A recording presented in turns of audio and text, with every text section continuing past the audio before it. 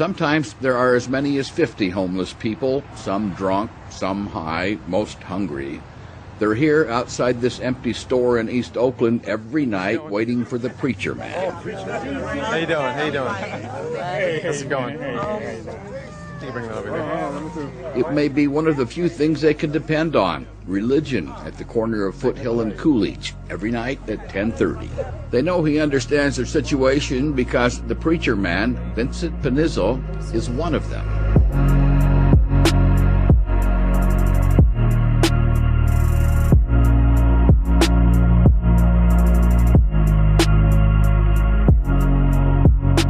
My name is Ronald Davis.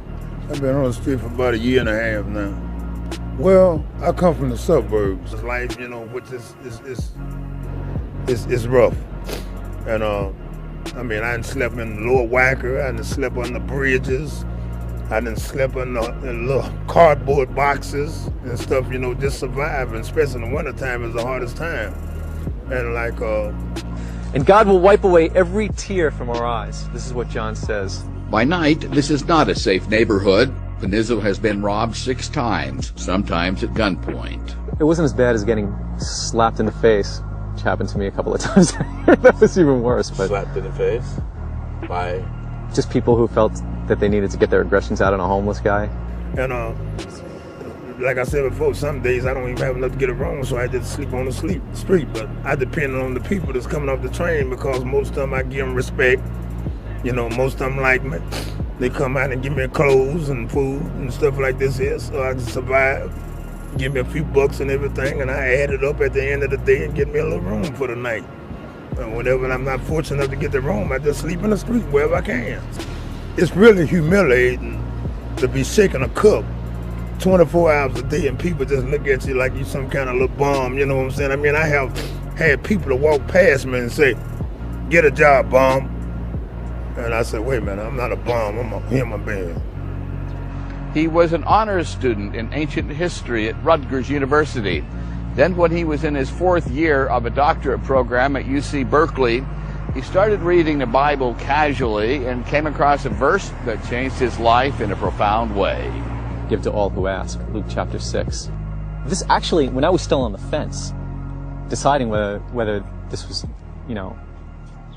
this was real or not, I decided that the idea was extraordinary in itself, right? Giving to everybody who asks. Well, why not?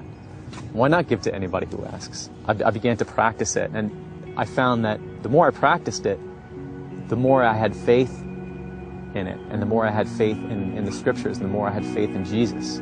He's been ministering to the homeless and giving them money for 9 years. And it's hard. But after the end of the day, when people go home and everybody get on the metro train and they might, and then I just feel so bad that I can't be going home, I'm sorry. But it's really emotional because I'm really trying to get myself together and get off this tree. I go to fill out applications for a job and stuff. They look at me, I'm not looking presentable, and then we'll call you, leave a number. But how can I leave a number when I don't have a phone? So it's just a struggle. 5 years ago, he became homeless himself.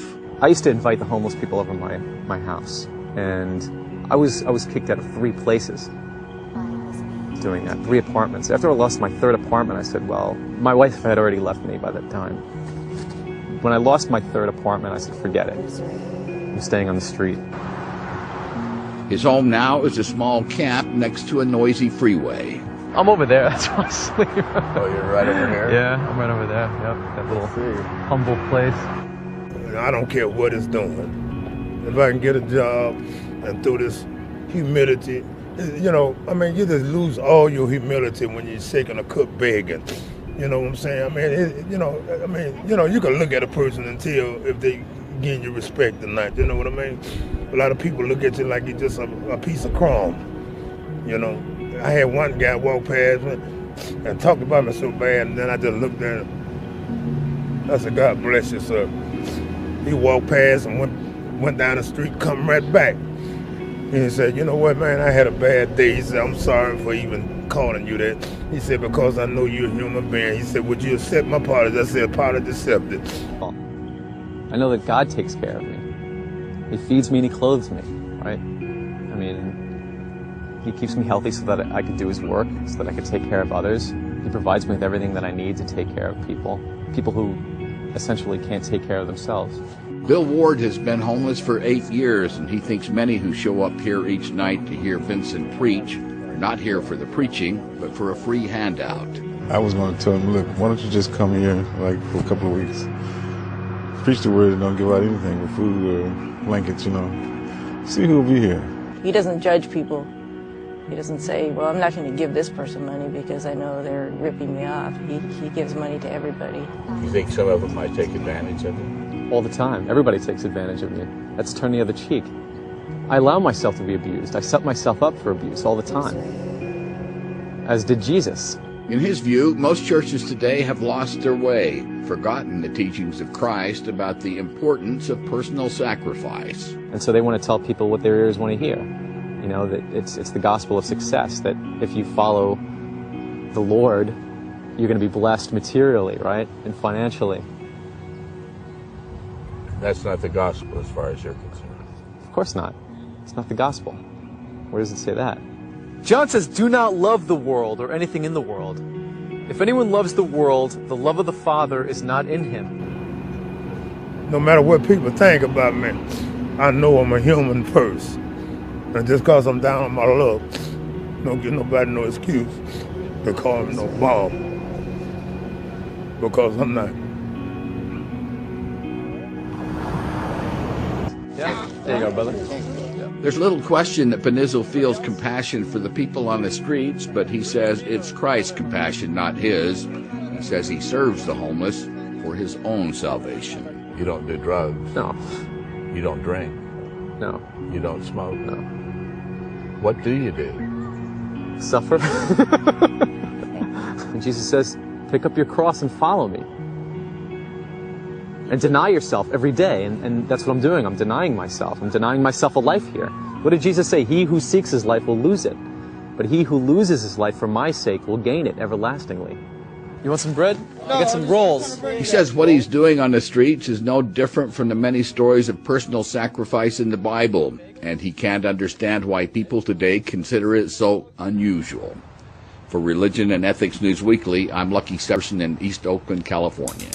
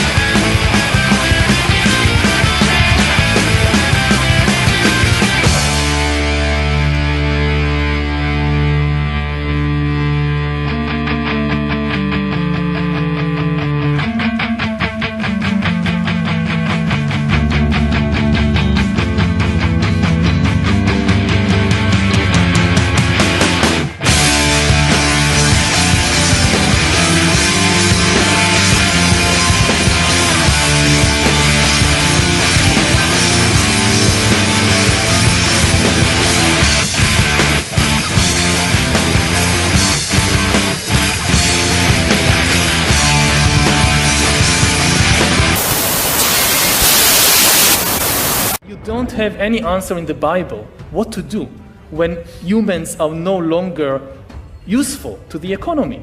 You need completely new ideologies, completely new religions, and they are likely to emerge from Silicon Valley or from Bangalore and not from the Middle East. And they are likely to give people visions based on technology.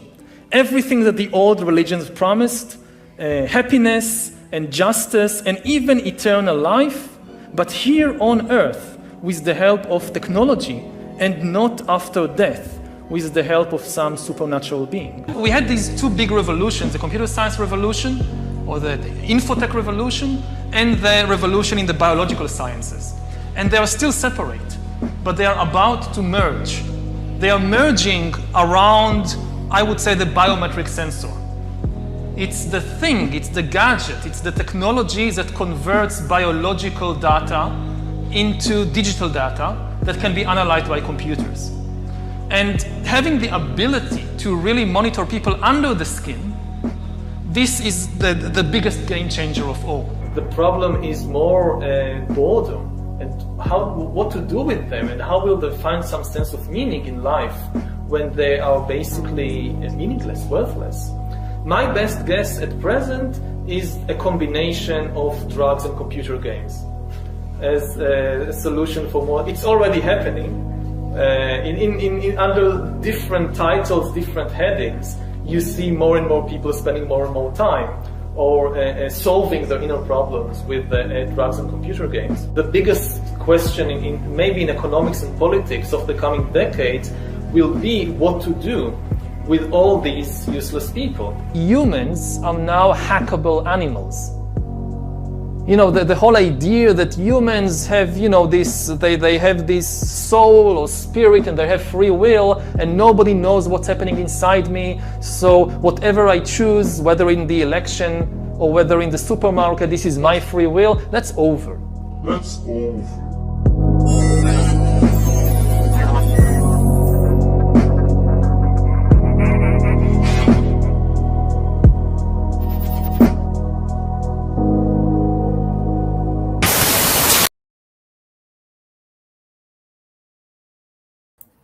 Good evening, everybody. Glad to have you guys. Welcome to Tales from the Fallen World with Tim and Amber.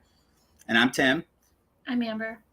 Don't get us mixed up. Actually, it's too bad. I'm going to have to end up changing our background here because I'm sitting on the part of the couch right now that is traditionally Amber's spot. But if she were to sit in her spot right now, she would be under my name. So we couldn't do that. But yeah, glad to have you guys tonight. Thanks to everybody that's made it out. Life over here has been kind of crazy over the last couple weeks. It was 80 degrees today. Yeah, too hot. So it's like this has already been like the longest, most, hardest winter to suffer through. And not because it's been necessarily bad weather. It actually hasn't even really been a cold winter for us in Wisconsin.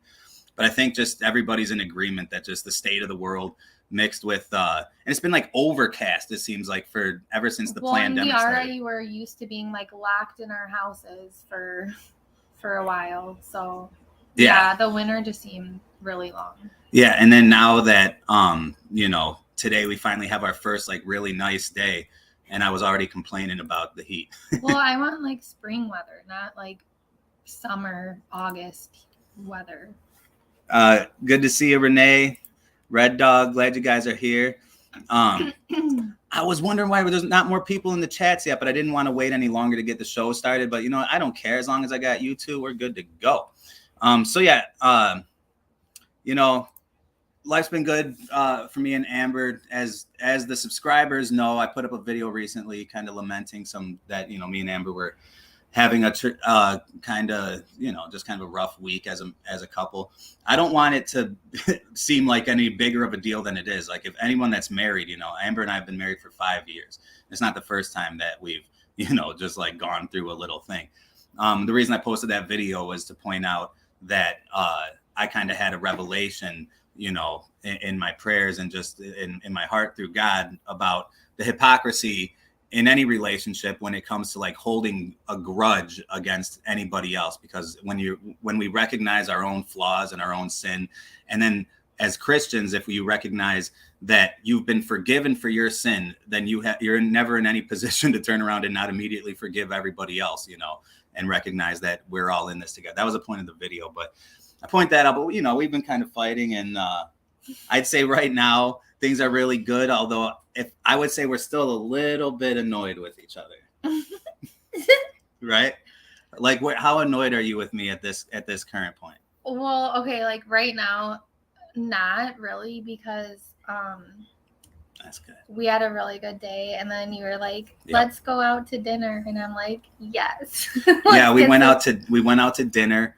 We only have 3 of the kids right now because my mom took the other kids for a sleepover. So yeah, we were like, "Let's go to dinner," and it was good. And you were being so ridiculous. I was being drive. Oh yeah, no, let's not tell them about that. I got no sense of direction, you guys. So yeah, tonight we're gonna be getting into some. We're kind of sticking to a theme that I'm not going to summarize beforehand like I tend to do. We're just gonna jump right into it. But this is a good one we got set up for you guys tonight. Thanks again to the people that are here. Anyone that's watching that's not in the chats, jump on in there, say hi. We'd love to talk to you, take questions. Oh, hey, great to see you, Mark of the Beast Resistance. Great to see you, buddy. Hey. And so, Amber, do you remember this? Of course you do. Yes. Depop 25. This was, I would go ahead and call this like my first documentary. Now it's 20 minutes long, you know. But this was like my first attempt at really taking some information that I had and thought was useful and trying to like put it out in documentary format. I suppose that's not actually true, but long ago when I first was kind of messing around with it. But this was the first thing on Fallen World Films in documentary format, okay?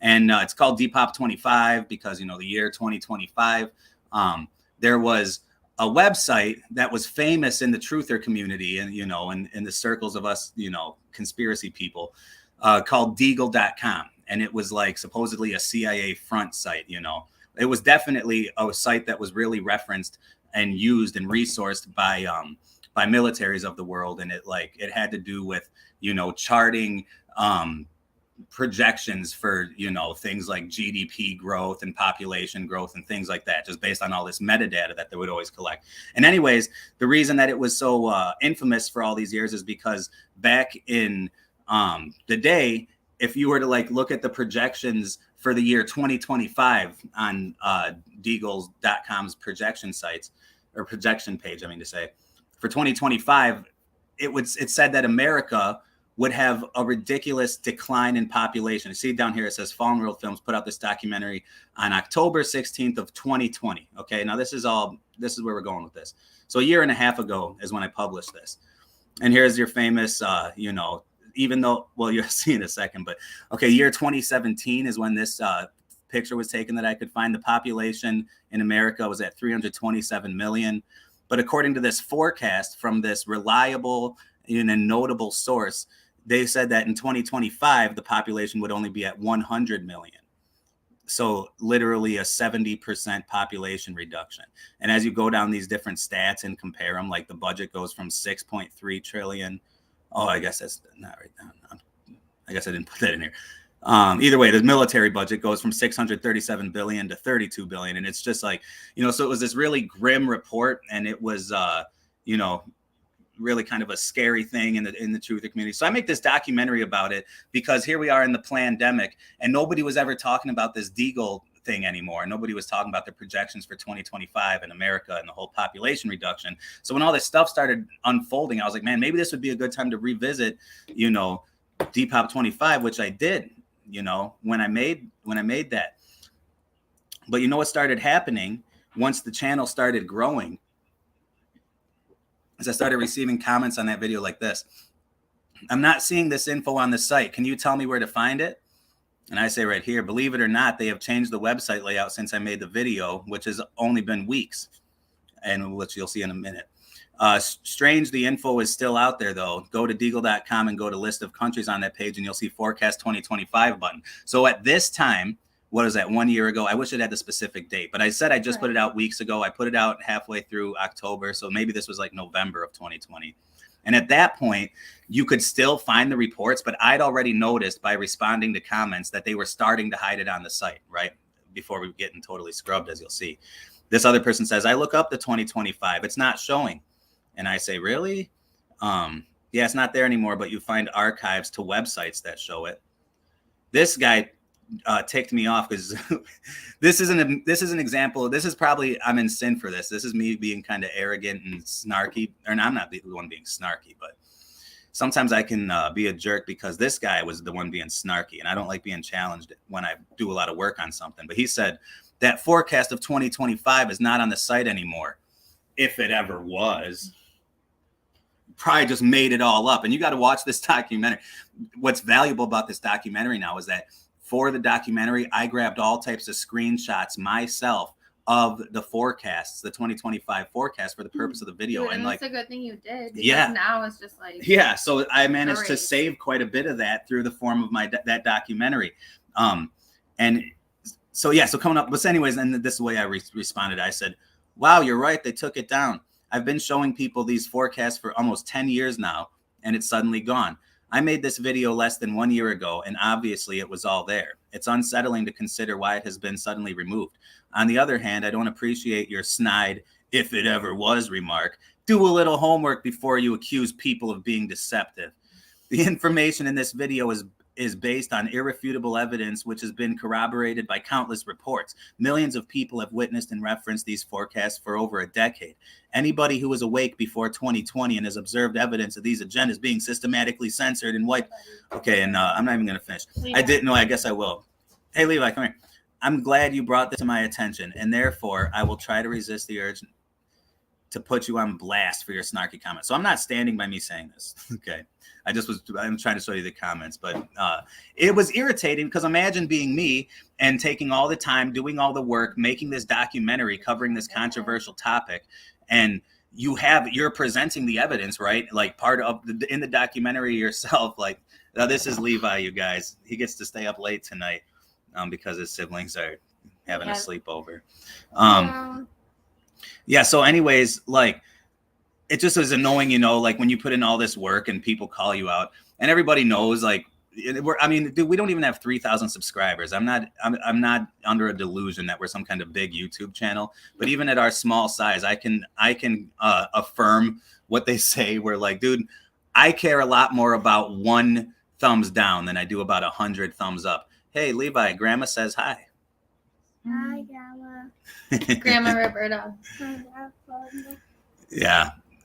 He's giving a thumbs up. Oh, yep, Levi's giving you the thumbs. All right, cool, man. At some point, if I can do this during our one of the videos we're going to show, I got to upload a little video Levi made today, although you're not going to be out here, buddy.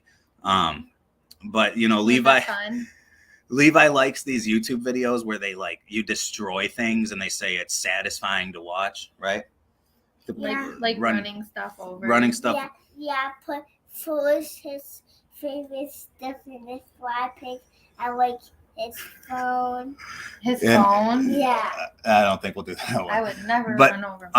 Anyways, I helped Levi make like a video kind of mimicking the YouTube viral destroy stuff under wheel thing today, and we had a lot of fun with that. Car crush in the car. Yeah, it's called the car crush in the car. That's right. All right. Anyways, I love you, buddy, but you got to get back to your room, okay? Go. Well, what time is it? Yeah. Go brush teeth and then go potty. Hey, I always brush teeth. You did? Yeah, he did. Oh, okay. Right. Go potty and then go lay down. And okay? I go potty too. I want you to go again. You drank a lot. All right, come on, guys. We're live on the air right now. What is this? All right. So, anyways, you guys. And then, of course, he says, "This was my first experience here," which makes me feel even worse. It's his first experience, and like I'm sitting there, like writing a literal paragraph, chopping him down. Yeah. Just because he accused me of maybe making it up. But anyways, he says there's a lot of misinformation out there. If my opinion was an error, I concede with apologies. And like, I'm even a bigger jerk because I didn't show the whole thing, but I don't think I even responded. Didn't even give it a thumbs up. I was really upset because at that point, well, I was really mad that they took the stuff down. So here's some corroborations. Again, I put this up October 16th, 2020. Well, the mainstream news didn't talk about this just like you wouldn't expect them to. You know, this is a big hidden secret thing. That's why we cover it on Fallen World Films, where our tagline is forbidden information. But just to show that other people were noticing it, this was, you know, just something that I think was on before. It's news.com. Deagle.com just removed 2025 forecast. First published in 2014, predicting a 70% drop in the U.S. population to 99 million on 4/20/21. So that's actually just a little more than 1 year ago today, which is what makes this relevant. I'm just glad it worked out this way for timing's sake. 4/20/21 is when it was deleted from Deagle. No more. All these the entire subject matter of the Depop 25 documentary, which up until 4/20/21, you were able to watch the video and affirm or see for yourself everything that I was claiming. It's all gone off the internet now. You can only see screenshots that have been saved. So anyways, you know, here's another Deagle.com just removed 2025 forecast. All right, Deagle 2025 depopulation forecast has been scrubbed. So just to show that that's going on. And you know what? So we're about to get into this Deagle depopulation thing a little bit more, but we got to pop in a quick word from our sponsors here, because as you know, the channel's growing and we do actually have some sponsors now. So please stick around. Don't just mute it. Don't just sit this through. Please, you know, take these advertisers seriously, you guys, because we wouldn't support products that we, you know, don't believe in. And also when you support these brands, you're obviously helping us out in the channel. So here it is. And now a word from our sponsors.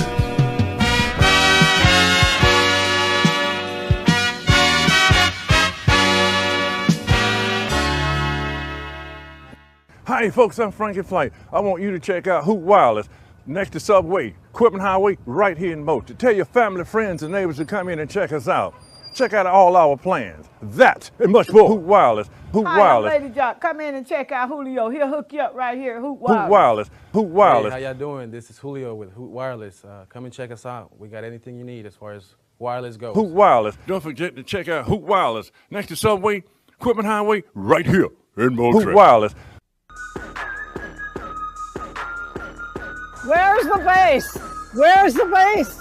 The Super Stereo Warehouse has all the bass. Big woofers. Look at all these amps. That's crazy. Little woofers. Major brand CD players. DVDs for the car. Car alarms. Installation while you wait, and we'll make sure you have plenty of bass. I found it! I found it! I found the bass! Find the bass only in North Seattle at Super Stereo Warehouse.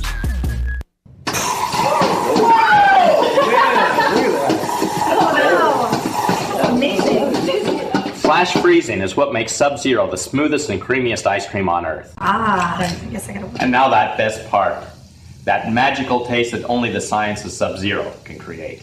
Wow, look at that steaming. That looks good. Whoa, it's steaming. Check it out. Oh, this is good. You guys try this. Let me have some of yours. I'll try a little bit of that. Hey, get out of there. This is too good to share. Oh, come on. This place. I just love this place. I propose a toast to Sub-Zero. It's everything they said it would be. Visit the Sub-Zero in Federal Way, located between PetSmart and Best Buy. You'll be glad you did.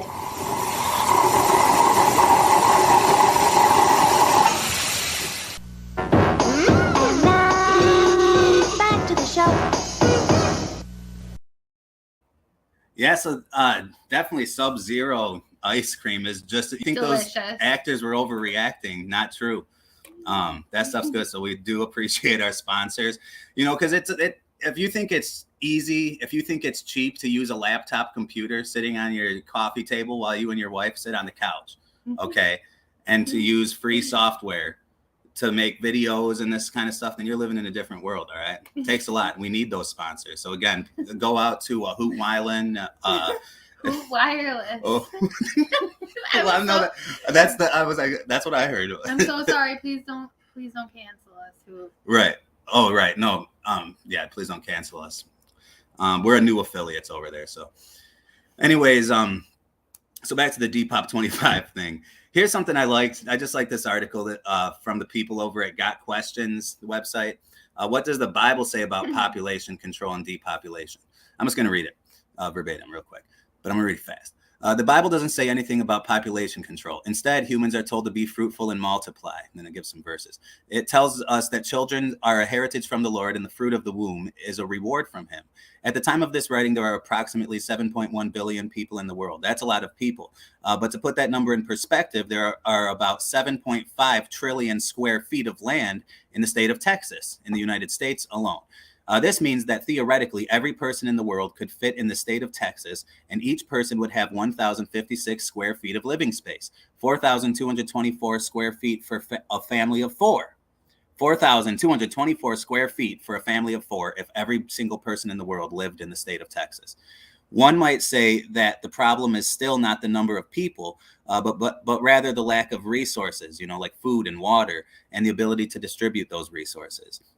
And it is true that, despite the fact that there's a bunch of open space all over the place, people and societies and civilizations tend to spread around water, bodies of water. But anyway, still, if all the people on Earth could fit comfortably in Texas, imagine all the room people would have if they spread out evenly over an entire continent. How much room would everyone have if all of Africa, which is 11.7 million square miles, for example, was used for housing? The answer is about 1 acre per person.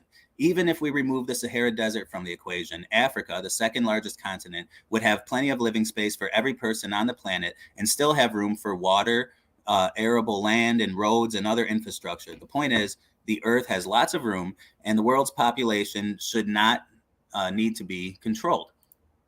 And finishing up, of course, there are certain areas of the world that are overpopulated. That is to say, certain metropolitan, why am I having trouble saying the word?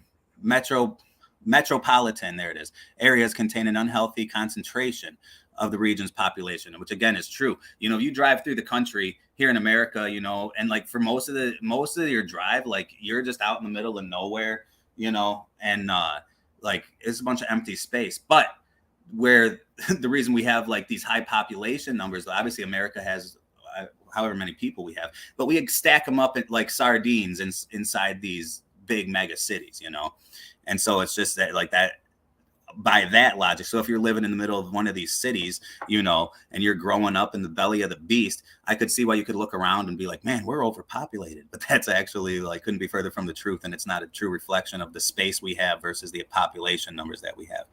I want to skip ahead of this just to not stay here too long, but I want to go to what he says here. The root problem is neither population size nor resource availability. The problem is sin, selfishness, sinful, and power-hungry people have misused God's creation. God intended that man has dominion over the rest of creation. Men were to be stewards of the earth, and adds that it is required of stewards that they be found trustworthy. Sadly, corrupt governments, rather than acting as trustworthy stewards of a country's resources, often hoard food, mismanage resources, and squander money instead of seeing that their own people are fed. Unscrupulous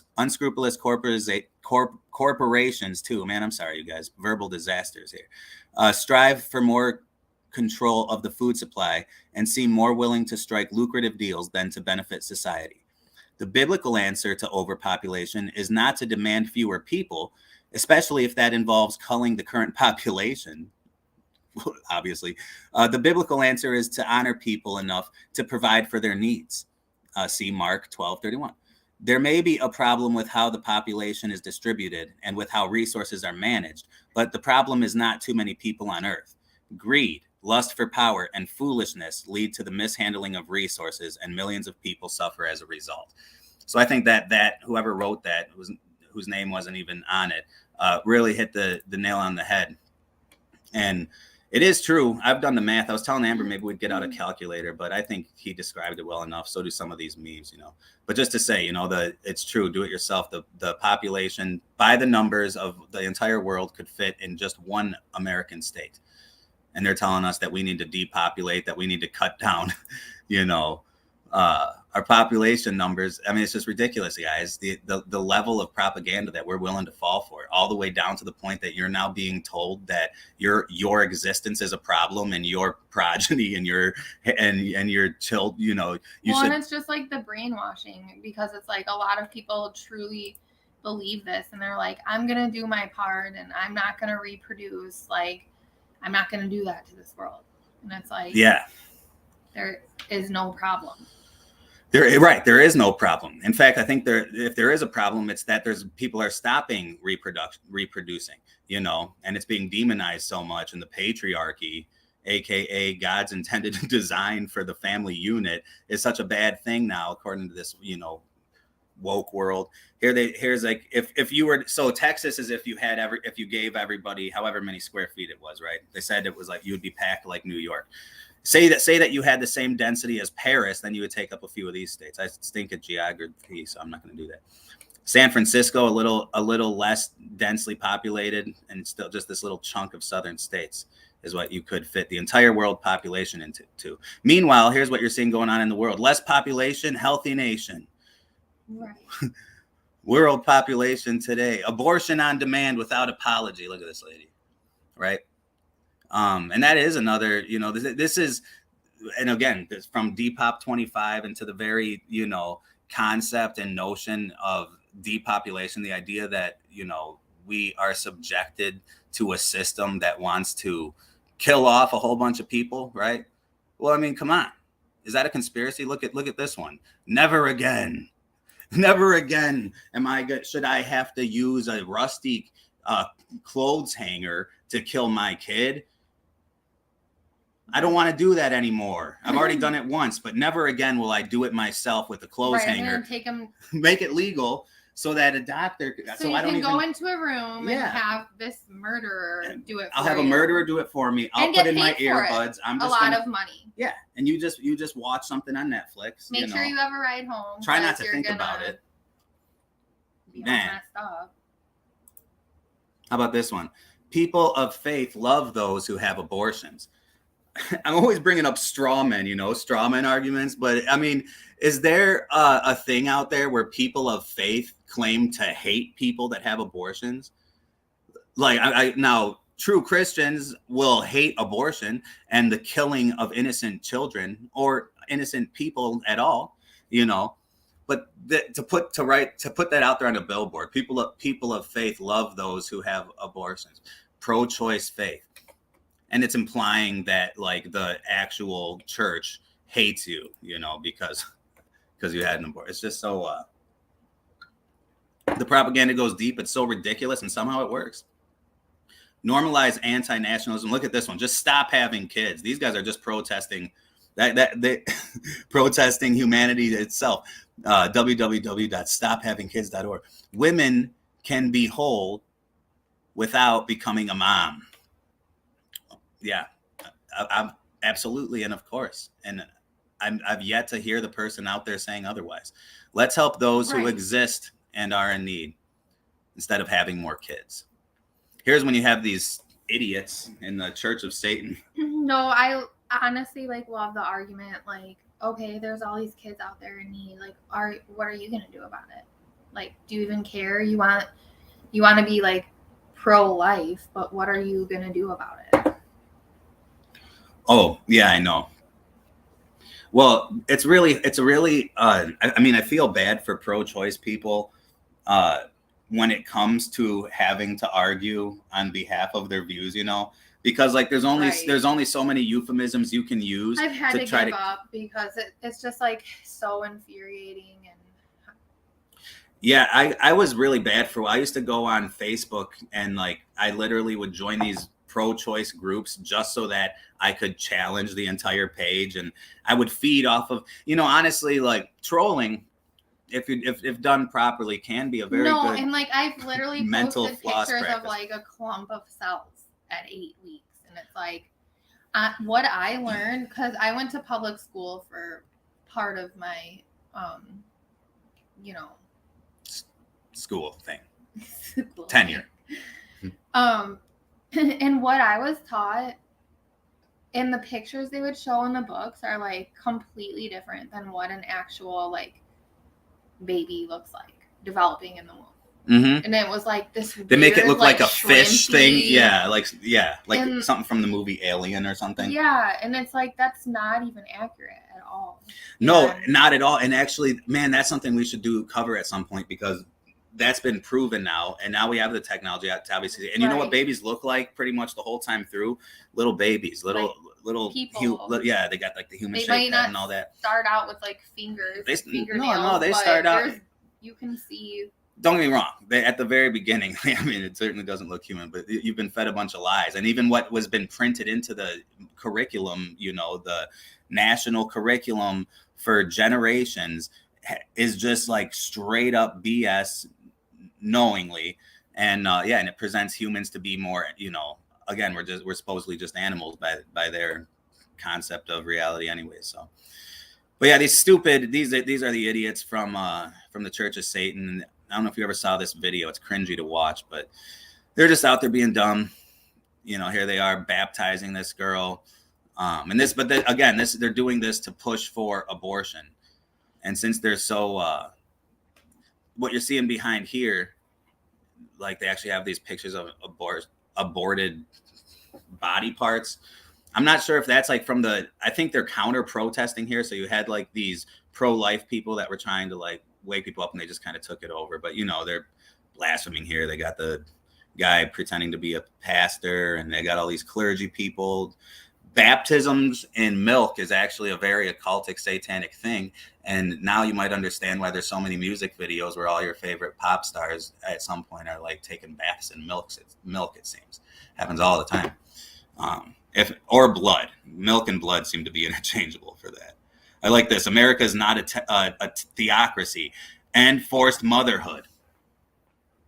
Forced motherhood. Like you didn't engage in the act that results in the creation of a human life. Right. Right. No, the wording is just like, it's ridiculous. It's so offensive, man. So dumb. No, this is something. Yeah. Black women take care. Look at this. This is a billboard. Okay. Black women take care of their families by taking care of themselves. Abortion is self-care. Mm-hmm. But I like these guys over here more. Black lives matter, even in the womb. Right? Yeah. And it's interesting about the Black community here. You know, I've long campaigned both on this channel and just, you know, I've been outspoken about that. I actually do agree that the Black community, the Black man, has been held down historically all the way to this day. You know, in the inner city, and particularly in like Black communities and it's targeted to be this way, where, you know, the economic structure is set up in a way, and welfare is set up in a way to incentivize broken families and broken homes, because for the moms to receive the money, the dad can't be at the house, and there's this and that. Not to mention the New World Order, and through the entertainment industry, like when you have all these welfare homes, you know, and obviously I'm not speaking about all Black families here now, okay? But I am talking about the stereotyped Black man, you know, that becomes some type of thug or whatever it is that they're stereotyped for, right? But dude, I can tell you from my own experience in places I've lived where there are a bunch of little, you know, Black boys that are growing up, and they're sitting in the apartment watching TV, and their dad's not home. And the system is set up, again, to incentivize this to be the case, you know, or maybe their dad is around, but they're caught up in gangs and stuff. Because just like before them, as these kids are watching the TV without the father influence at home, and they're getting fed all this gangster rap crap and all this rap stuff, and all the other Black people that they're seeing are like got their pants sagging down and got big old chains on, and they're just flashing their money. Right. And they're saying, this is how you can be successful. Money and women. Like, that's all you should care about. Yeah, and like you're either an athlete or you're an entertainer or something like that. So the Black kid now, like, I don't think he's looking in the mirror and like, you know, and I'm not talking, again, I am not at all trying to be racist against or trying to lump all Black people into one category. You know what I'm talking about here. I'm like that stereotype that's been created, right? And I'm going back to this like Black Lives Matter thing and the whole thing. Yes, it's true, they have been held down, but it's like from the system, right? By design. Yeah, it's by design. And a big part of it is the culture itself. Like this not rap itself, like, which is organic in its origins, but this whole like gangster rap, again, the way the system's set up to be able to like, to just, you know, pound these communities with like, you know, just this hardcore propaganda. And you watch, like, I can just go on, all right? But you know what? It results in these really sad statistics like this. Tragic report: more Black babies are aborted in New York City than are born. And you know what? This is from February 16th, 2020. 10 years ago, or 9 or 8, a long time ago, we had a very similar report to this in my magazine in Waking Up Wisconsin. It was true that long ago. And look at this. And up here, I threw, and they're also holding up that abortion on demand and without apology, Women's Lives Matter protest, the anti-woman racist Standing Up for Life event in Oakland. And this is from a page on Facebook called Stop Patriarchy. Babies' lives matter. Anyways, here's just a little bit of the info. The most recent data available shockingly reveals that in 2016, more Black babies were killed by abortion than were born in New York City. More Black babies were killed than were born. The data also shows that in 2016, Black abortions accounted for nearly 40% of all abortions in New York City. So here you want to talk about Black Lives Matter. Well, what about the Black life in the womb, right? That life doesn't matter at all. In fact, and why is there this disparity, right? That 40%, the vast majority of abortions, 40%, of course, is the majority because you're talking about everybody else and then Blacks, right? And there's that have a percentage. Well, check it out. Maybe the fact that Margaret Sanger, the, pioneer and president, what's the word I'm looking for? Founder, I guess, of Planned Parenthood, was an outspoken racist that hated Black people, outspoken racist, worked with the KKK, right? So it is true. And they are against. Commends her. She did, she did great things for the community, right? But it's like, if you would even look into her, the tiniest amount, like you would see what an evil, terrible person she was. And the Black community is just getting genocided. Mm-hmm. And so it still is the worst. And now everybody is enslaved, with these invisible chains. Like we're all enslaved to this system now where it's like harder and harder to have any free enterprise. And but just to continue being held down, whereas there's it's just sad, you guys. The grim statistics come from data published in New York City Vital Statistics Report and breaks down as follows. 22,465 live Black births out of a total of 120,367 reported live births were reported in New York City in 2016, and 23,209 abortions were committed on Black women out of a total of 59,854 reported abortions. Out of 60,000 abortions, 23,000 of them were Black. And live births. It's just sad, guys. And then this was up in the news, as we're just going down this sad trail of the way that humanity is regarded as trash. Do you remember this being in the news? Like there was a bill, I think in California, that was according to the conservative media, they were saying, oh, this bill's calling for infanticide and that you could kill your baby up to 7 days after it's born. And of course, people on the left were saying, no, that's not true. And the fact-checking sites are saying, no, that's not true. And then people on the right. So anyways, here you got the California Republican Assembly. So it is California. Oppose AB 2223, provides protections for infanticide. Okay, and then, but here's verify, fact-checking. No, a California bill does not allow for people to kill their babies up to 7 days after birth. Okay. Well, from faithimpact.org, and these guys are kind of like, I think like a Liberty Council kind of deal, like they do like legal representation for like conservative, constitutional, or Christian stuff, I think, unless I have them totally wrong. Maybe I shouldn't just go saying stuff like that without knowing. Anyways, bill description, authored by Assemblywoman Buffy Wicks. How about that name? Buffy Wicks. How about that? Do you like the name? Buffy Wicks? No. Me neither. And promoted by the Future of Abortion Council, Assembly Bill 2223 would decriminalize infanticide. According to the bill's text, women and anyone who aids and assists a person in exercising abortion will be protected from civil or criminal charges related to the termination of their pregnancy, which includes perinatal death. The term perinatal is defined as the time period within a pregnancy between 22 weeks, so 22 weeks of pregnancy, and 7 days post-birth. In order to cover all bases, AB 2223 would prohibit a coroner from cooperating with judicial inquiries regarding the death of the baby.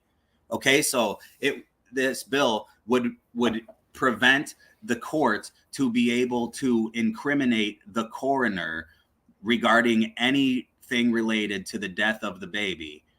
Not incriminate, but a coroner from being able to investigate. I mean to say, they would, the court would not even investigate, I guess, the terms of the death of the baby, barring the use of the coroner's statements on the certificate of fetal death to establish, bring, or support a criminal prosecution or civil cause of damages against any person. So Dean Broyles, attorney and president of the National Center for Law and Policy, exposes the shocking truth behind this bill, stating, depending on how the term perinatal is interpreted by the courts, this bill legalizes the infanticide of children several weeks after their birth and possibly as late as their first birthday. Okay? But then over on... Dude, and I look at, like, these little 1-year-olds that we have, and I'm just like... Oh, man. I know.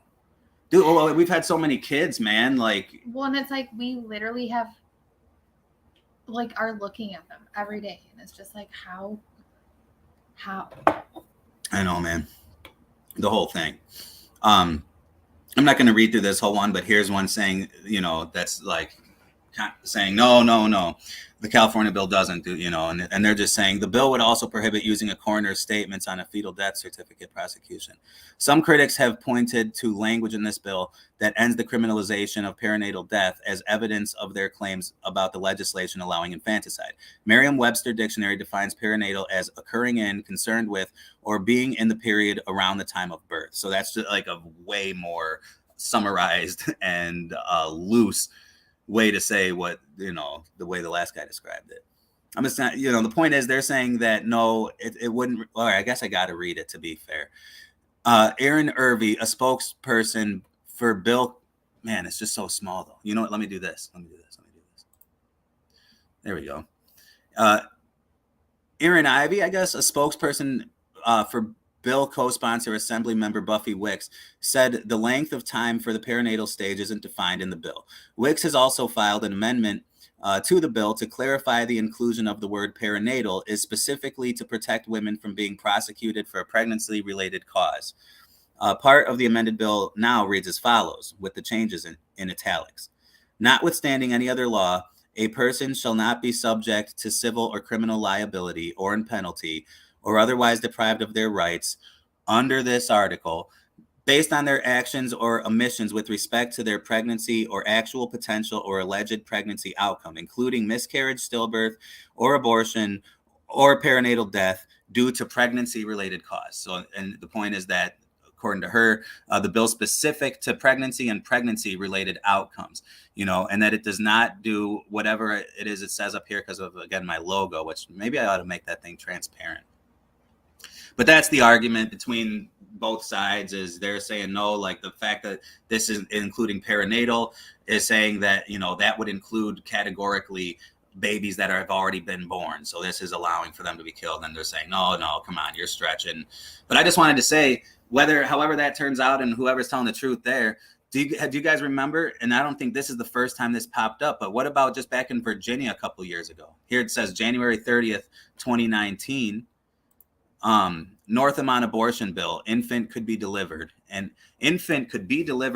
then physicians and the mother could decide if it lives, and they could just go kill the baby after it's already been born. So let me read this right quick. Virginia Governor Ralph Northam commented Wednesday about, and again, this is January 2019, about a controversial 40-week abortion bill, and in doing so said the law allows an abortion to take place after the infant's birth. If a mother is in labor, I can tell you exactly what would happen. This is what he says. If a mother's in labor, I can tell you exactly what would happen. The infant would be delivered.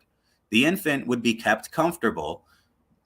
Keep the baby comfortable. The infant would be resuscitated if that's what the mother and family desired. And then a discussion would ensue between the physicians and the mother, Northam said, alluding to the physician and mother discussing whether the born infant should live or die. So there's a happy thought. A Democratic lawmaker in the Virginia House of Delegates proposed a bill Tuesday that would allow abortions through the end of the third trimester of pregnancy. The video of Delegate Kathy Tran presenting her bill led to an exchange where she admitted that her bill would now allow for a mother to abort her child minutes before giving birth. Minutes before giving birth, okay? So it's really not all that far-fetched, I guess, right? It's already been happening, right? So oppose AB 2223. I'd say we should, supposing that's even still a thing.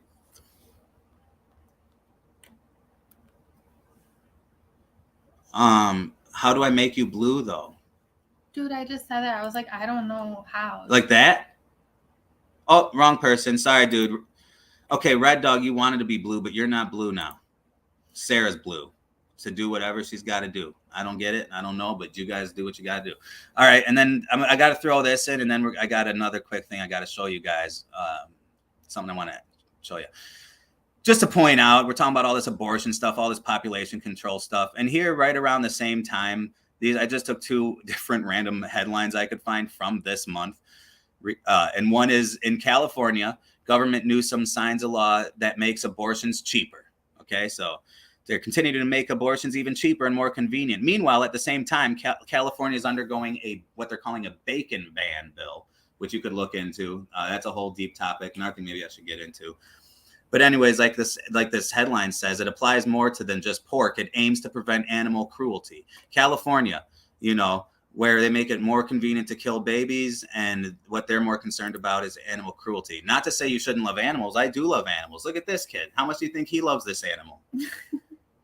But you know what they want? This is what they want. No, literally.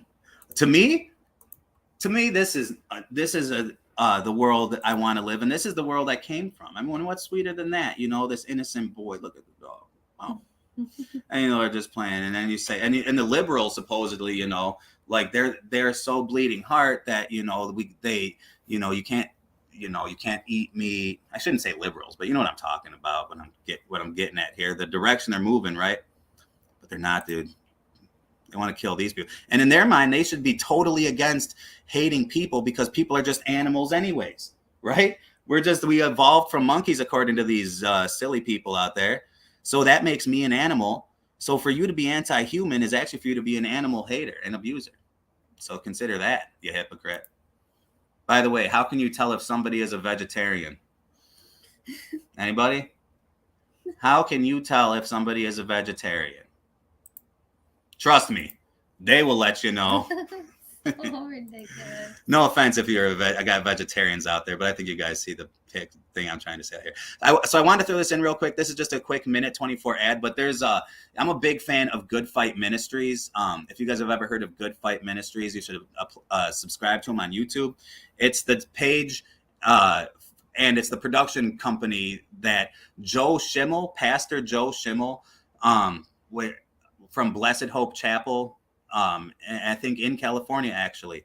He produced like the documentary series, They Sold Their Souls for Rock and Roll, which is just great. He's made all types of great stuff. And like, they also have a podcast that's really good. Seriously, go, when I finally do the details for this, I ought to put their link down there.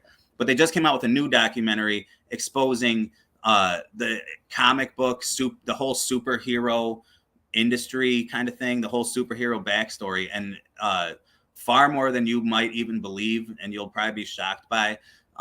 There's a lot of connections between the storylines that are incorporated by design into these, superhero, fandoms that we have, and then scripture, and then satanic stuff. So I'll just let you watch this little trailer for yourself real quick, and we'll be right back. In many of Marvel and DC's comics, the reliability of God to deliver people from evil is questioned. You are about to see mind-blowing evidence that many of the writers that stand behind many of the superheroes are admittedly involved in Satanism and the occult. Countless parents are clueless as to how their children are being indoctrinated. Let me ask you this one time. What master do you serve? Master do I serve? What am I supposed to say, Jesus? How do we codify our moral structure without the sky bully looking down on us telling us what we're supposed to do? I know everything about you by him inside your head. We wanted to do a piece of pornography that was pornography. There was no Christ. There was no rapture. There is nothing. There is only us.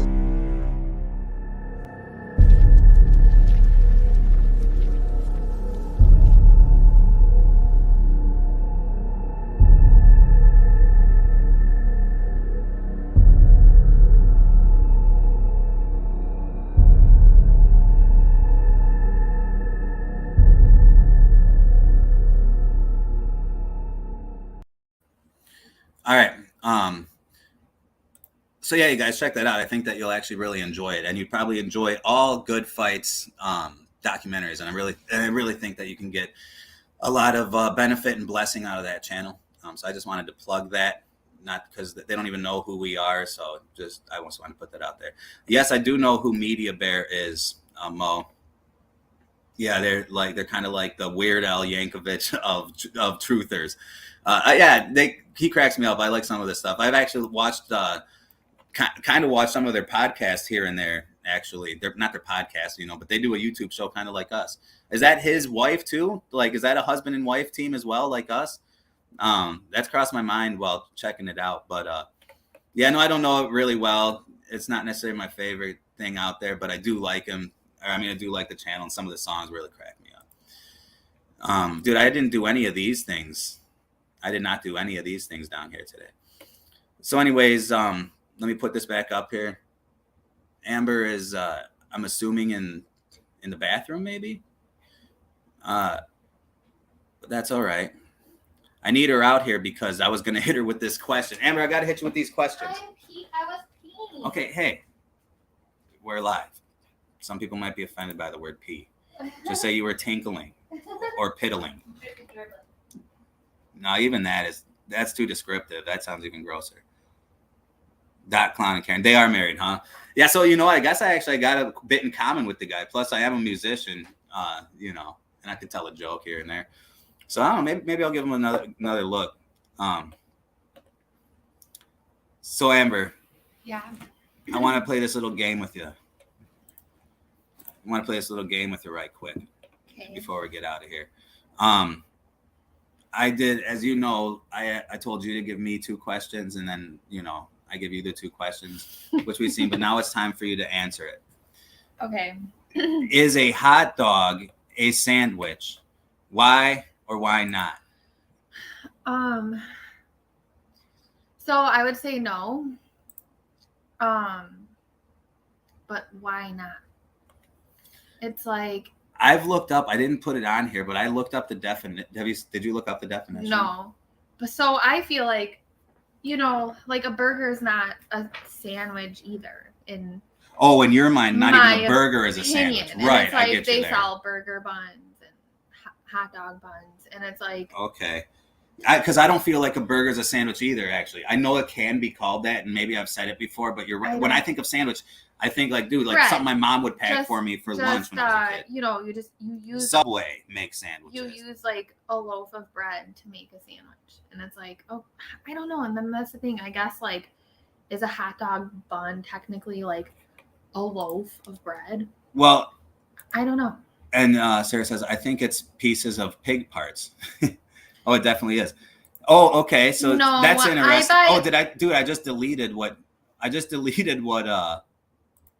deleted your comment for some reason, Mo, but look, we got Steve Stevenson here. What if it splits because the dog is too big? Mo said something about, no, it's 1 piece of bread. So he's saying a sandwich has to have 2 pieces of bread. That's interesting. Yeah. Because the reason I asked you is because according to the dictionary, that first one that comes up on Google, it says an item of food consisting of 2 pieces of bread with meat, cheese, or other filling between them, eaten as a light meal. But what about Subway? So when I saw that, I was thinking maybe it is a sandwich. It's meat in between bread technically, but it's got to be 2 pieces. I think Mo's feel right. like it's not, and I do want to add that like I'm like really crazy about what hot dogs I buy. I buy like Applegate Farms, like all beef, uncured hot dogs, because like I can't do like cheap, like mystery meat. Like who knows what's in it. I don't know. It weirds me out. I can't even eat picky, chicken wings. We're picky about our dogs. So long as they are still encased in pig intestines and anus meat. As long as they're still encased in that, I'm good. All right, so here's the next one. Here's one here's what Amber has for me. Question: what is your favorite food or meal? And I made these backgrounds. See, it's got the T for Tim. That's how we know whose turn it is. Okay, so my favorite meal, and you know what? I actually said this. Look at what it says on the bottom of the screen right now. Amber makes the best soup in the world. And it's hard for me to pick a favorite soup that you make. Like, dude, split pea. I haven't made that's forever the split because pea you're one on with the keto and like can't eat it anymore. Oh yeah. Even French onion, you can't really. Sarah likes pizza. Okay, James Elefantis. It's so stupid. Okay, I'm on to you. I love pizza. I love pizza too. It's what I miss the most since I did the keto thing. But I've lost 50 pounds so far, guys, in like 10 months. Almost. I mean, that's an exaggeration, maybe, or is it? It probably hasn't 50 pounds. 10 months. Like 45. Somewhere in there. Well, pretty much. And as you know, that kind of thing fluctuates, so it's hard to say. So my favorite food. MoTR says pizza, Illuminati confirmed. Right, that's what I'm saying, dude. Keep your eyes on Sarah over here. What's next? You like this triangle shape too? So dumb. Red Dog likes Italian food. So does Amber. So do I. Me, not so much. Right. And especially with this keto thing, that I cannot do it. All right, Sarah. All right. We'll forgive you. Careful next time. If you like pizza, that's your business, okay? And let's just keep it that way, huh? I was kidding. I love pizza. Miss it. So I would say any of your soup, although that's interchangeable because also just as you know, I just love steak and I love lobster and crab legs. So I can't pick one. How about you? What's your favorite food or meal? Okay, that's well, obviously it depends like what I'm in the mood for, and I don't know. For me, sometimes I have like very specific things that I want. Right. That's true. I've been married to you long enough to know you don't have a favorite. Your favorite food today will be the last thing you ever want to touch again tomorrow. Do you know? No, I do love like Italian, like pasta and bread and Alfredo is like. That's like a constant. And like Mexican food. Oh, dude, Mo's right though. What about tacos? We forgot about Mexican. We did. I literally just said tacos right before you. Oh, you that did? Comment. Okay, my bad. I make tacos almost every week. He's still over here messing with her about being Illuminati. But really, I make tacos almost every week. And then we do love tacos. The next day, I cook enough for like leftovers, and then the next day, I tape butcher paper because like I have a smoker, so like I wrap my meat in butcher paper.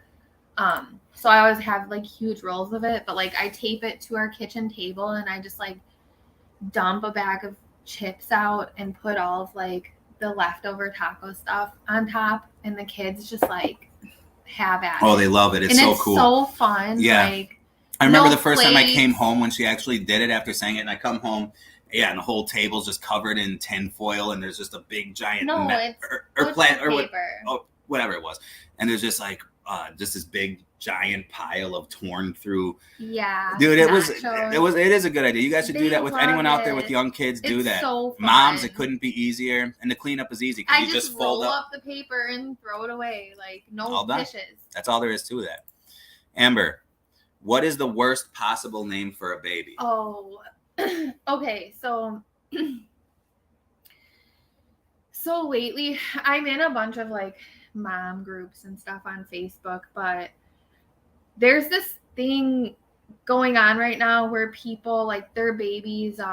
Okay, so the first name that comes to mind is like Kinsley, but specifically when they spell it like KINSLEIGH.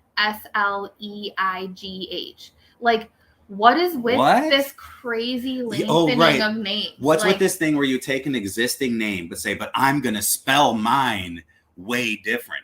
You'll pronounce it the same way, but with mine, there's a silent letter. It's like I want to make sure my kindergartner will never learn how to spell their name. Here we go. Nevaeh. When the first time I heard Nevaeh, Oh, I thought it was so cool. so Heaven many. backwards. Now that it's all out there and everyone's doing it, it's just like, Damien. Red Dog says Dorcas. Damien. I don't know. For me, Damien, I feel son of the like devil. So Damien kind of reminds me of what I was thinking. Like, notice that no one, Judas in the Bible, there was 2 actually, I think. And like, so, but I don't think anyone's ever named their kid Judas since the big event, right? The big betrayal. Same with Benedict Arnold, right? What Benedict? That's like a cool name. And like, there's still Bens out there, but like, you don't want to, you wouldn't want to name your kid that. Like, imagine that. Imagine like being such a shame to your society that your name becomes associated. Like, are there still Dahmers out there? Did they have to change their last name or something? Are there Hitlers out there? Dude. Is there little Ashley Hitler? Because their name is like tainted forever. Right. Ew, Steve says Amber. Burr. Yeah, that's about the top one. Lucifer, could you imagine? Dude, I'll bet here we are in 2020. How much you want to bet there's a bunch of Lucifers out there now? Right. But you're right. My thing is the whole like just Amber. just like lengthening the name, like Kinsley, Bentley, Kayleigh-Ann. And like they just lengthen, like, I don't know. It's weird. It's like every name ends with an E sound. Yeah. These days. Well, Sarah probably won the thing with Lucifer, but we all made a bunch of good points. And I totally agree, Amber. I hate, just trying to fancy up something for the sake of making it fancy. Here's the last one Amber had for me. If you had unlimited money, although I influenced this one because when we were talking, if you had unlimited money, but you could only make one purchase, what would you buy? That's a good one. Well, when I thought about it originally, I was thinking, well, I guess like if I could just make one purchase, my first thought was like, I guess I would just get like a house, like a dream house that I could design that would be exactly suited to my needs. But the whole one purchase thing is a frustrating thing to think about if you really do, because it's like for the house, for example, like if I could do that, right, like make the purchase of a custom designed house, but then if I was still expected to like furnish it on my current budget, like, or to pay for this or that. But you could, there is such thing as like a fully furnished home. Yes, I suppose, right. So you can still get away with doing it that All way. I want is like a breakfast bar with like a big island and like benches so I can like sit the kids up there and not get our kitchen table disgusting 3 times a day. Yeah. Like that's like, dude, our next house, I want that so bad. Oh yeah, I know. I would say I know that's something that I know. No, I want like the dopest kitchen. Oh, it's gonna be dope, dog. Dude, it is gonna be dope, bro. I throw down in that kitchen. Oh heck yeah, man, bet. So how about so if you could only make one purchase, what would you buy? So like I probably would say a house too that like could really like accommodate our family. But we do need a vehicle to be able to fit all of our kids too, because like, should I say it? Yes. Levi sits on a pillow in the middle of the captain seats. Oh, weird. That's what you wanted to say? When you said it, I didn't know you were going to incriminate us live on the air. Oh, no. We only have 7 seats in our car, and we're doing the best we can. We need 8 sometimes. Like when we have all of them together, and it's like when we do have all of the kids, Levi has to sit on a pillow on the floor. What else am I supposed to do, man? It is what it is. I mean, we can't, none of our kids are old enough to leave home, and sometimes we need to go all somewhere as a family, so we cram them in. What's our alternative? Put them in my car? I mean, that's not going to happen. Your sedan. Right. Yeah, no. Okay, what did I have? Okay, well. Last one, Amber. And you guys, I need everyone in the chat to, if you're not in the chat, but you're one of these people watching, hop in the chat. I just need to hear some prices drop. And don't, or if you're going to have all the integrity and say, listen, man, money is just a thing. You know, here we are, a Christian channel, right? The love of money is the root of all evil. On the other hand, money is also what we use to purchase the things we literally need to survive. So with that in mind, how much money would you charge to have one of your fingers chopped off? How much money, like for what amount of money would you be willing? Which finger? Have? And that would affect it too, I guess. All right. The index finger, but of your non-dominant hand, though.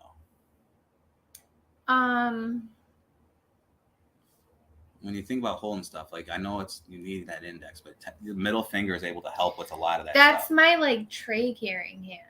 So like my left hand is my non-dominant hand, but like this is the hand that I need for work. So how much then would it be? How much would make it worth it for you? Enough. I guess I could. Mo's over here saying right now $50.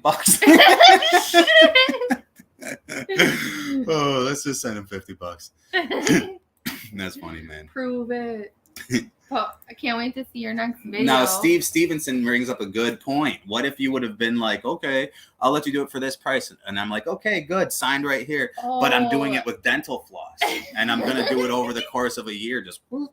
He's like, what? You got to sit there. See? Never. I want to learn the piano and I need all fingers to write and draw. I know, but name your price though. Is what if I gave you $1 million for that finger? You could play the piano with 9 fingers. With $1 million, you can trust me. You can get another fake finger these days. Probably you could get with $1 million you could hire the world's best teacher who will teach you how to do it without one. I'm proud of you, Sarah. I mean, she has bodily autonomy. No, I just have so many questions. Like, who's chopping it off? What finger? Like, okay, so I feel like this, and listen, my reputation on the line, you know, here I am. I believe in biblical values and all of that, but I gotta say, like, I also like, you know, we live in this tiny house. We got all these kids. You know, I do the best I can with work. I do with, frankly, just going to work as a man, being not my current job, but being a blue collar worker, you're breathing in all types of crap that's bad for your lungs. You're smashing yourself with hammers. It's just part of the reality, you know. So it would almost be irresponsible for me to pass up an opportunity to make a large sum of money that could help the family. Amount, then? For your index finger. Index finger on my left hand. Well, this is the thing. Part of me would feel like, dude, even if I could even have just like. You can't play guitar. I mean, like you'd have to relearn it. You could still. Right. You still could, but you know, it would just be a challenge. So like. I would say $500,000 cash because I would be able to use that. It? Yeah, dude, I don't need $1 more. I'll tell you what. I'll tell you why. I don't play the guitar too much anymore these days, anyways. As you know, I was just so not that I don't like to play it or anything or make, but I can still make music. But with that kind of money, then maybe I'd be able to like, you know, get us a bigger place and like I'd be able to set certain things in place. I don't know. I'd have to think about that more. But I'm here to say I don't know if I would outright just be against it. Like I think an argument could be made that the responsible thing as a father to do would be to lose the finger, get that money, take care of your families. Who, you know, it's interesting. I'm a writer, need all my fingers. Sarah's just not losing a finger. That's really wonderful, Sarah. What kind of book? I know a guy that sawed off 3 fingers. Well, I'm like, why didn't you stop? Wow, that's sad. I think every time I ever use a saw, I cannot use like a miter saw without the thought crossing my mind of like, what would happen if I just put my hand under there right now? Just Dude, I cannot help but think about crazy stuff like that too. Like, what if this were to happen and just Jerry did it. Jerry Garcia. I'm sure that's what he's talking about. No, and I was like, he was like 5 and it was an accident. Jeez, big money grip Tim. You got golden fingers or what? Mo's on one tonight. No, so he really is. The end. Bye Mickey Mouse. Disney trying to take our kids away from us, you guys. So this was a fun show. And and we are just about to start wrapping things up. But thanks to everybody that joined us. Dude, you know what? I think I like it more like here at the very end of the show. Don't leave. There's a cool video I want to share with you guys, a little music video before we go out. But yeah, thanks to everybody that joined tonight. That was a lot of fun. To everybody that was in the comments, you guys, yeah, it was a fun show. Yeah, I think I'm gonna start incorporating a little more, lighthearted stuff. Wait, I thought you were gonna add the video of Levi. Should I just do it? Yeah. Or should I show this video and do it while it's in the background? All right, I'm gonna show you this music video. I'm gonna try to upload something in the background if I can figure out how, and then. So we actually have 2 more videos. You guys stick around. The show is not over. In fact, the best part is yet to come. Okay. How do I do this? Here we go. So yeah, watch this. Enjoy this. I know I have, particularly on BitChute, but also here, like there's a bunch of there's not a bunch, but there's a small amount of subscribers that have reached out and just mentioned how much they hate rap and hip hop. But dude, I like it, and I myself am a rapper, so I understand the arguments against it. But I'm sorry, you guys. But listen to this song. This is one of the most well articulated and concise explanations of the gospel of story that I've probably ever heard, and it's by this rapper named Bizzle, who I really like. And in this song, he just kind of ties the Old Testament together with the New Testament to kind of show you how the whole Bible's about Jesus. And it can really be eye-opening for somebody that doesn't understand. He has a way of really simplifying it in a way that makes sense. So enjoy that with me. It's about 4 minutes long, and then we're going to come back with one last special video, the video that's going viral, the satisfying YouTube viral video my 6-year-old son made. I know you guys are going to help me get it out there, because that's going to really be what makes us money. Elsa Gate.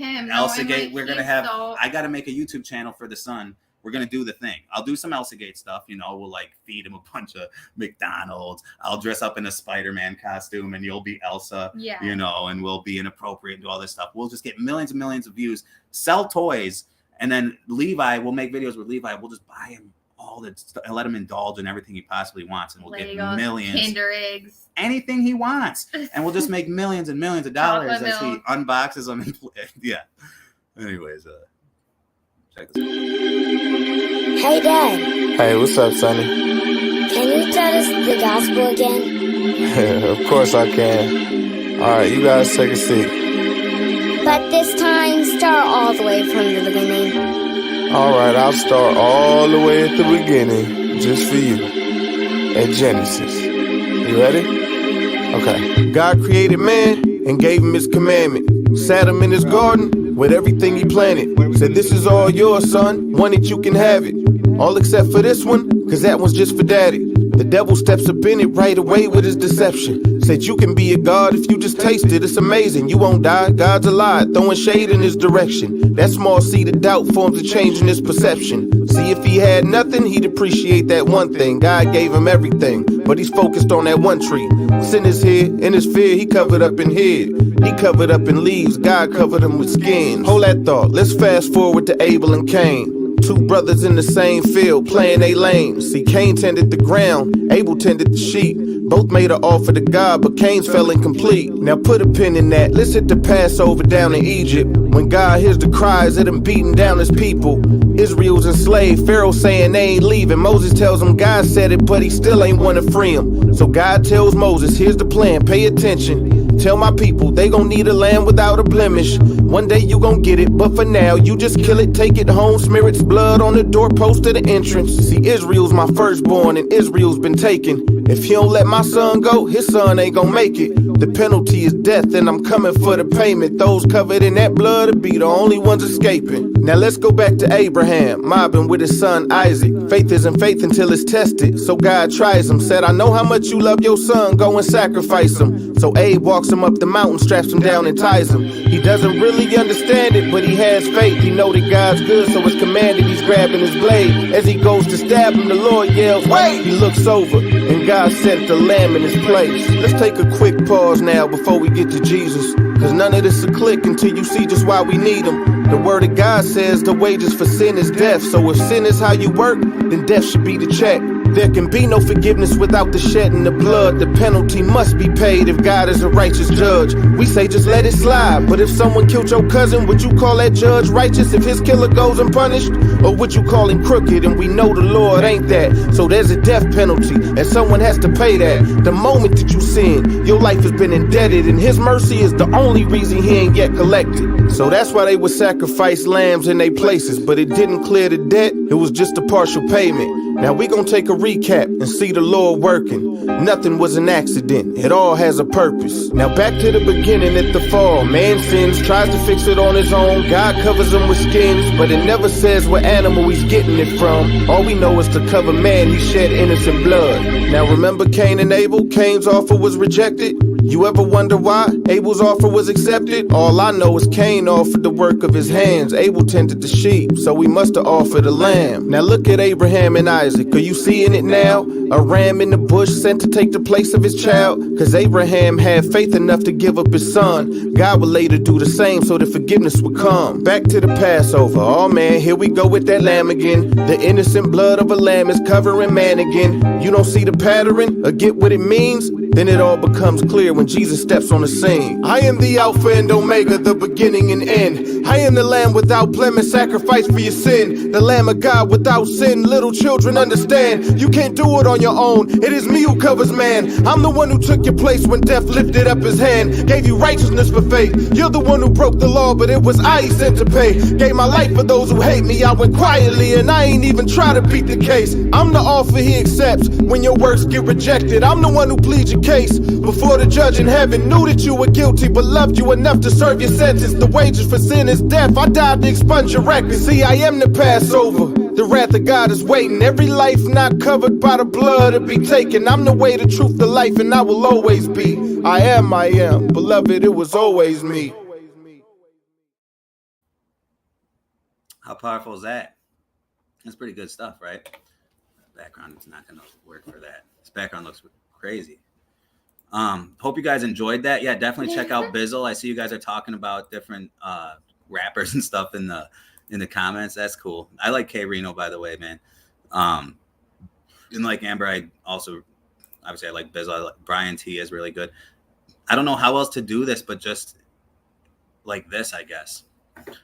So my son, Levi, the little guy that visited us, like I was saying, he's, you know, we actually got this thing now where he's not really allowed to watch YouTube anymore, but we still let him sometimes. But just because of I don't trust anything on YouTube and stuff. What he likes to watch is like Minecraft videos. It's like Minecraft people showing him how to like build stuff, which I'm okay with if I know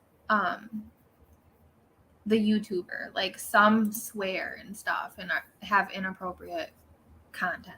But like there's some that are. But it's even if they don't, like the commercials do, and it's just not to mention it's just like the whole thing itself. Like dude, there's even it's fun, you know. Like we covered a good. If you ever get real bored and you really like our channel, go back and watch the episode called Control again. With the thumbnail says Control on it. I think the title is called like Wake Up, This Is Really Happening or something. We get in, and I talk a lot in that one about TV and how like it's designed to, you know, control your mind and how it's pretty much the same as MK Ultra, but now like on a mass scale. Well, even with this, like the way a lot of these YouTubers do it, and I've actually done it works, and I don't think it's inherently bad. But have you seen with these YouTubers and what they do is they talk and then they edit it out. In fact, there's even apps that do this for you now, but they like clip all the dead space, so you just see them like jumping all around and they never stop talking. You know, that kind of stuff has like an actual effect on your mind, like, and it gets like it can be addictive. You find yourself listening to it too much because the brain recognizes that there's no breaths. It's a whole thing I'm not going to get into it. You can read about it yourself. There's just, you know, and our son, like that's been a thing with Levi in the past, like his, and it has it with me as well. Like, you know, growing up playing video games all the time, I know what it's like to get addicted to a game or something. Well, anyways, the point. So I'm way off topic. You guys are gonna love, and I got to share this video. But he also likes, like I said earlier, he likes those videos where, you know, so satisfying to watch. You know, like things getting destroyed. And he's been getting in trouble a couple times by putting stuff behind our tires, and I keep catching it when we're leaving. No, he did it on Easter. We went to Tim's brother's house, like my brother and sister-in-law. They have 5 kids, too. Yeah. And so like we usually go there for holidays, but like we were going to leave and like Tim's like backing up and we just hear this like crunching and we pull back up in the driveway and see this like But I already knew that it was Levi had put something behind there. And just because we're being jovial about this, he was in trouble. No, but the reason I knew it was him was because it was only a week or so before that I saw there was something behind there before we left. And I was like, what is this? And I didn't know it was Levi yet. And then I put 2 and 2 together. I was like, well, it's ridiculous. Like the YouTube videos. Well, anyways, so today before we left to go out to dinner, I was like, hey, Levi, why don't you go grab something we can put behind the tire and smash? Something real satisfying. That's the word, something real satisfying. And he got so excited. He's like, all right. And he's like, how about this? How about this? He ends up picking this little toy.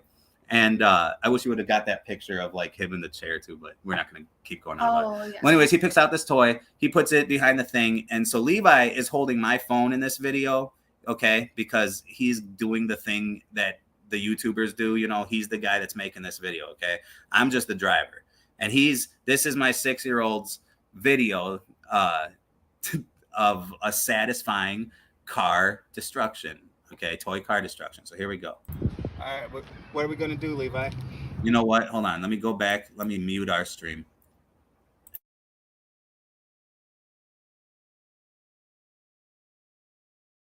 Go ahead and press it. All right, what are we going to do, Levi?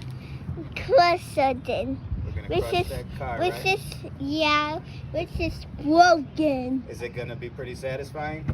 Yeah. A car crushing a car. See a car crushing the car.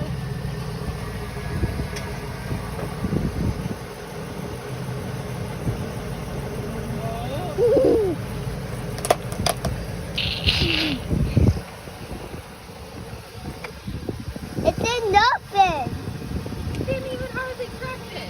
It did nothing, Dad.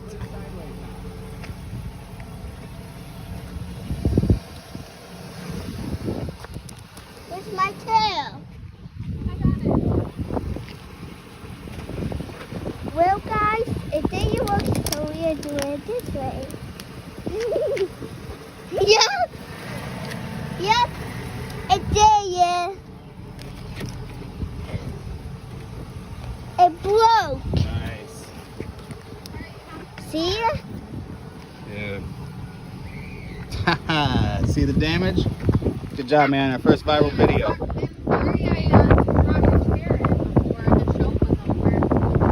All right. Get in the car, buddy. I'll be right out. So that was that. Yeah, thanks for watching that with us, you guys. All right, so yeah, we do just love our kids, man. Love our families. We've been very blessed. And yeah, and we love you guys. Hope you guys are continuing to pray. Renee, I want to reach out to you specifically. Thank you for all your prayers and the nice things you sent. You know what? I was just noticing this right here. What are you doing? Because Renee sent those books to our family. She sent like she sent us this whole, Dude, she sent us, Renee, you have sent us quite a few nice things. No, we love these books. There was like this whole pack of like 6 of them. Starts out with Steven, but man, just thanks for these books. Thanks for everything you've done and all the prayers. But that, all you guys, Mo too. Seriously, we appreciate you guys. Red Dog. Yeah, we do appreciate you guys. So thanks for checking out our show tonight, watching with us, hanging out with us. Hope you guys are going to come back for the next one. And hope you enjoyed this. Let us know. You kind of already have, but if you enjoyed the way we did things tonight, like I said, I still want to cover the important stuff, and I think we definitely did. But I'm trying to like lighten up the mood a little bit. So I had a good time kind of goofing around towards the end of this thing. So let me know if you guys like that style. Because at the end of the day, I want you guys to enjoy what we're doing. But that's it. We love you guys. Thanks for checking us out. Come back next time. And that's it. We're out.